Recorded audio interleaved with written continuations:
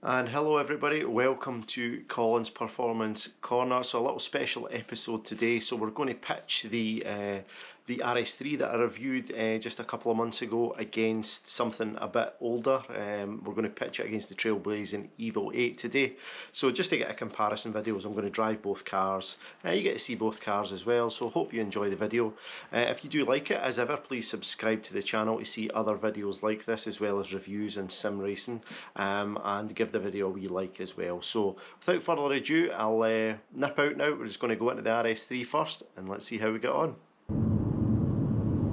So here we are then, guys, we're back in the very fabulous RS3 Saloon today. Now obviously if you didn't see my review video before, please check that out. I'll put a link in the description to the original review of this exact car. But you know, the review video got really good positive sort of kind of feedback, so I thought, well, let's do another video on the RS3. Let's take it out and let's do something a wee bit different. Let's compare it against what used to be the benchmark for say a 400 brake horsepower Saloon, you know, maybe sort of 20 years ago. So I'm thinking, what can I compare it against? And then it kind of hit me, well, I've got one of them myself. I own a Mitsubishi Evo AMR. So, you know, let's pitch them against each other. Let's see how the technology has advanced, so to speak, between the modern RS3 and what was the benchmark back in the late 1990s and the early 2000s, which was the Mitsubishi Evo.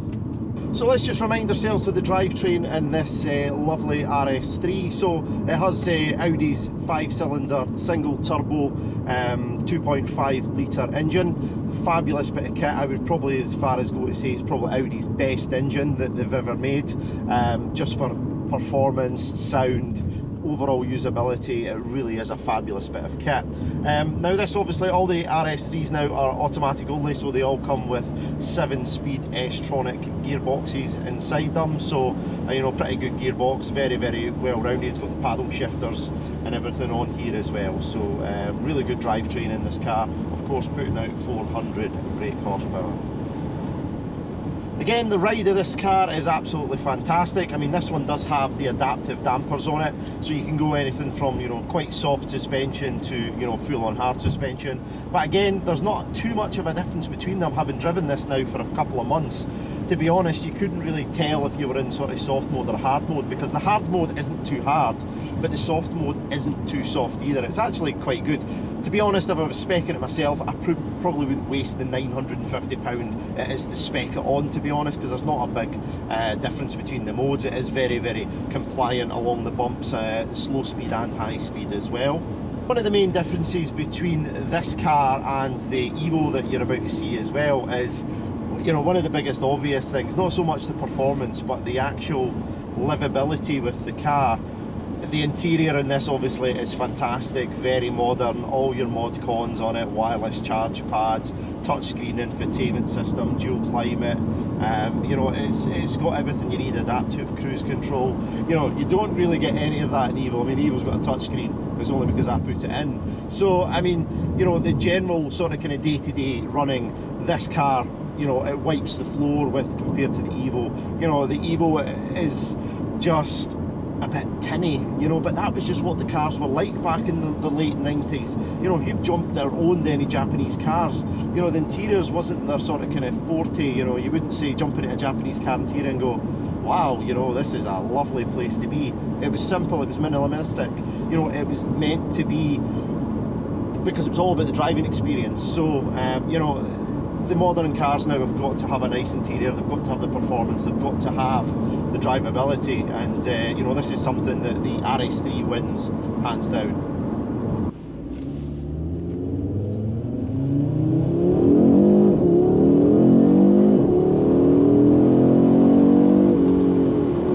Yeah, that's something you don't get bored of in this car. I mean, the performance, I mean, again, something that the Evo doesn't match is the gearbox. I mean, the 7-speed S-tronic and that, the ratios are perfect. You know, it makes this car, believe it or not, feel faster than the Evo. Even though they've got similar horsepower figures, both 4-wheel drive, the gearbox just overrules compared to the manual that you get in the Evo. I mean, having done quarter miles in both, you know, something similar to this with an S-tronic and the Evo, you know, you're just never going to beat something like this with similar power. You know, the Evo would need 550, 600 horsepower, you know, to get close to how, you know, flawless this thing is off the line. You know, it's point and squirt. You know, you just, you know, put it into first gear, let the launch control do its thing, let the gearbox do its thing, and you know, it's away and it's doing quarter miles in 12 seconds.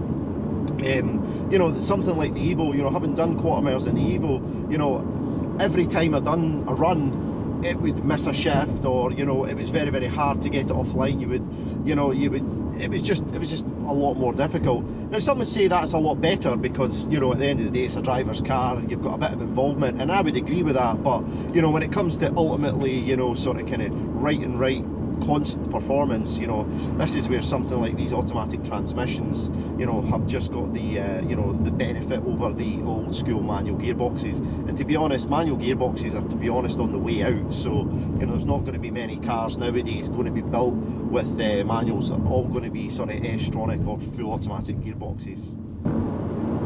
So let's just remind ourselves what the handling's like on this RS3.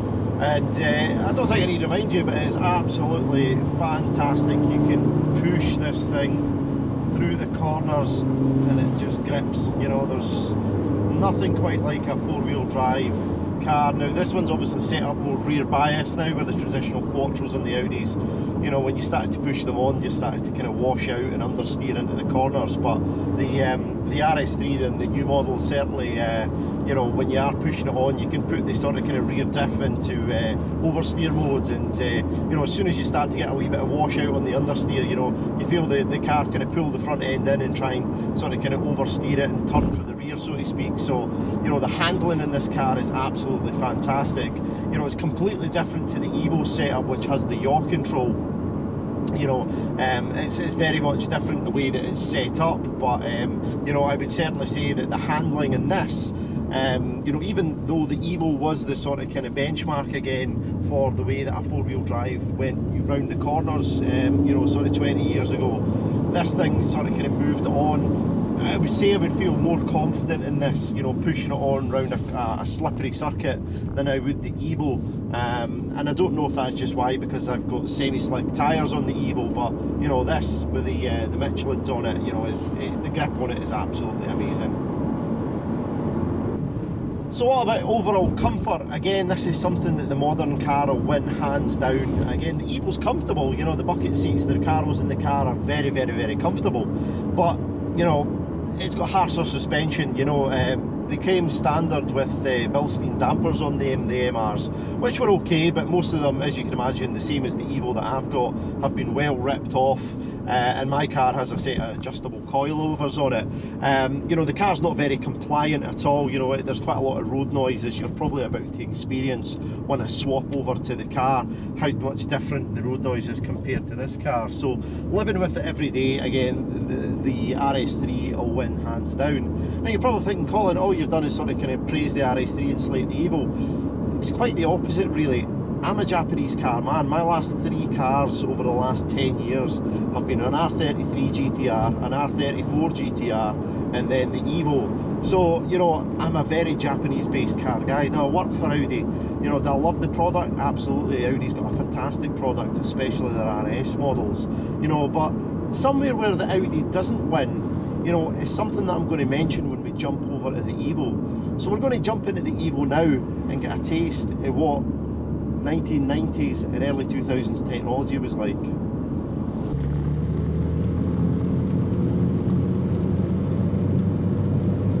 So here we are out in the Evo now. Now I'll probably need to speak a wee bit louder than I did in the RS3, just to be obviously a wee bit extra road noise and wind noise in the Evo, but hopefully we get through it. So yeah, right away you can see the noise of the car. It is so much different. You know, that's just how refined the RS3 or a new car is, so to speak, compared to these old cars. Now I'm travelling down the same road that I was in the RS3, and you can feel it's a wee bit different. But the noises this thing makes is so much better. I mean, you know, so much nicer noises. You know, you get so much more old school whooshes and pops and bangs, and you know, there's no synthesized sound in this like there is in the RS3. You know, the RS3's it sounds great, but it's a wee bit fake. But you know, manual gearbox, plant the throttle, you know, sounds really, really good. You know, it's one of the things, the character this car has, and it's not just this car. Any Japanese old school car, whether it be a Supra, a Skyline, an Evo, a Subaru, whatever it would be, you know, proper old school sounds. Now this one obviously is running at 400 brake horsepower, so very similar to the FQ400 UK version. This one's an import. They didn't officially do FQs. They were a UK only spec car. This car, obviously, when it started life from the factory in Japan, was an MR320. Now that's been obviously tuned to the equivalent of the FQ400, same sort of kind of upgrades that you got in the FQ400 UK version. So as I say, it's running 400 brake horsepower and just under 400 pound-foot of torque. So, you know, pretty pokey. And of course you've got this lovely manual 6-speed transmission in it as well. None of your flappy paddle automaticness here. So proper old schools, lovely direct shift and everything on this transmission. It really is. Once it's warmed up, the gearbox oil, it just kind of glides into gear. You know, it's a wee bit tough when the oil's cold, but you know, that's to be expected when you're running a performance car like this. Now this one obviously does have a few upgrades over above the standard car. You know, there's a lot of other things done in the interior, and now the carbon fibre you got standard in the MR, but this one's had obviously a few wee bit more of carbon fibre trim coated rather than real carbon fibre. It's got Alcantara steering wheel, again something you used to get in an RS3, but the new RS3 doesn't have an Alcantara steering wheel, which is actually quite disappointing because I love an Alcantara steering wheel. The feeling of it, there's so much more grip on it, you know, and it doesn't get absolutely as cold as a leather steering wheel does in the winter time and everything as well. Now, like I said, when you're driving both of these cars back to back, you can tell the difference straight away. I mean, I jumped into this after jumping the RS3. You know, initially it felt like an old boat, but you know, once this thing's warmed up, you know, once it's sort of a wee bit more compliant, that's when it gets into its own. But I don't have any sort of kind of qualms going a wee bit harder in this car, because at the end of the day, this is my own personal car, you know, so I've no any sort of kind of worries about breaking it or anything like that. Not that I would sort of kind of drive it that sort of way anyway, but you know, just to give you an experience of what this old Japanese car is like, you know, the sound, the feel. I mean, inside the Evo's actually not too bad, to be honest. You know, there's a lot more worse Japanese cars than the inside of this, and obviously this is an early 2000s car, 2004 to be exact, this particular one. You know, so the interior's not too bad. You know, by that time the kind of Japanese had learned to sort of kind of, the interior was, you know, sort of kind of half be bothered about in the design. So, you know, the overall design and layout and everything is actually not bad. It's very, very nice inside. And it does have some modern things as well. It's got air conditioning, climate control. You know, I've fitted in a touchscreen Android Auto, Apple CarPlay, head unit and everything like that into it as well. But obviously back in its time, the Evo had some really, really good trick mechanical and electronic gizmos on it, you know, such like the adjustable diff, you know, which you could go between snow, gravel and tarmac mode. It had active yaw control and everything all on it as well. So, you know, the technology then was, you know, for the Japanese, they were always the leaders when it came to technology and the mechanical side of it. So, you know, the car does live up very well with a lot of modern features and everything like that as well.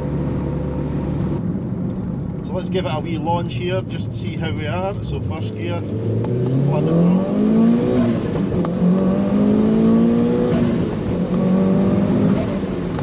Oh, and a wee bit of air and everything. So, you know, it's just so, the feeling you get off this car is just so good, you know.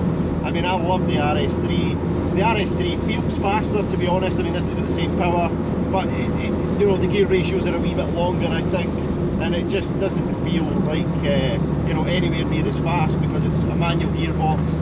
The 7-speed S-tronic just sort of glides through. So no, but the feeling this car gives you is absolutely amazing. So what about the looks? Now, looks are sort of kind of, you know, each is to their own and all that, but you know, do I prefer the looks of the Evo over the RS3? Absolutely. I think the Evos of this generation, and certainly the older ones as well, the Evo 5s, the Evo 6, there was just something about them. The presence the car had was absolutely fantastic. Now, it wasn't like it was great styling in terms of architecture, you know, it didn't have beautiful lines. It just looked aggressive, you know, it looked like it was going fast when it was standing still. And that was again the same with most of the sort of Japanese cars in the area. You know, the Supra looked fantastic as well.